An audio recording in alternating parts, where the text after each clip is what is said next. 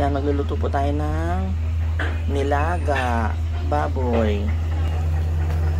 Pinakukuluan na po natin baboy natin. Po natin yung patatas tsaka mais. Yan. Lagyan na po natin yung pechay. Ay, pechay. Tama, pechay nga.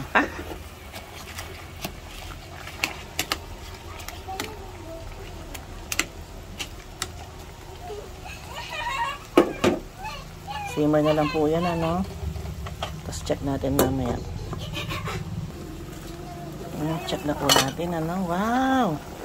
Okay, tikman natin.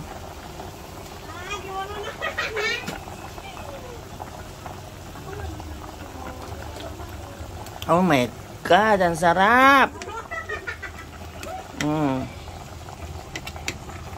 Okay na, okay. Kain na po tayo.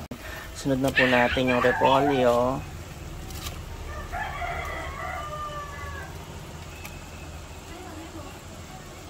And the beans.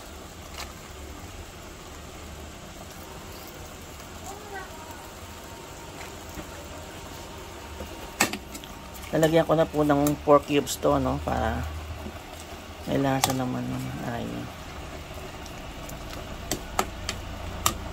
Ayan, simmer lang po.